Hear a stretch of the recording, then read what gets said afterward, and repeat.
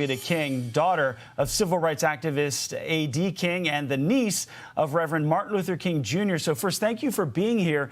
How do you think President Carter will be remembered?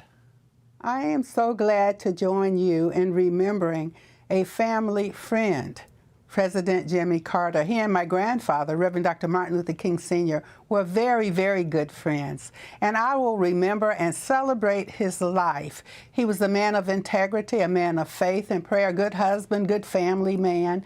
And he often counseled members of our family. And so it's wonderful. I was a state legislator while his era, during his political era, state representative, Alveda King, Bill House District 28. So I knew him politically. Many of the pictures that you were seeing now, I was right there at those events. Wow. So, Alveda, you know, this was a president who arguably did more for his legacy after he left office. His work through the Carter Center, his work for Habitat for Humanity. What does it tell you about a person who's already served in the Navy? He served as a state senator, as you talked about, and as governor of Georgia. What does that say about that person that he kept going? He was a man of integrity, very thorough. He was one of the few presidents that read the 500-page documents and went through them and wanted to make the world better. He was so phenomenal. I didn't agree with him in the latter years with his political aspirations because we were different. I'm conservative and he was more of a liberal. But just a wonderful man who cared about humanity, and he understood that we're one blood, one human race. He and my grandfather, Daddy King, did a lot of racial reconciliation work. And they just said, hey, we're the same blood, so we have to get along. And I just remember him as a man of integrity, yes. Right. So the President Carter became an activist through civil rights movement with the Democratic Party as a Georgia state senator.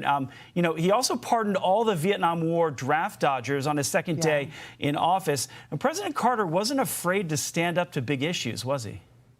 He was never afraid to do the convictions of his faith and his heart. He's to be remembered for that and admired for that. Yeah. Yeah, so the former president during the civil rights movement, you know, he was there at the same time as Martin Luther King Jr., but they never met. Why do you think that was?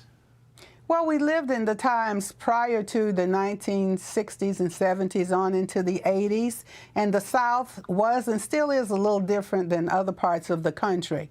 And so there was no reason, because there was no conflict or confrontation that caused them to come together.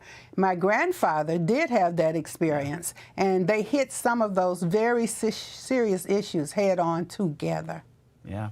And President Carter won the Nobel Peace Prize in 2002 for his work through the Carter Center, which has projects in 80 countries, including helping to monitor fair elections and leading efforts to treat rare tropical diseases.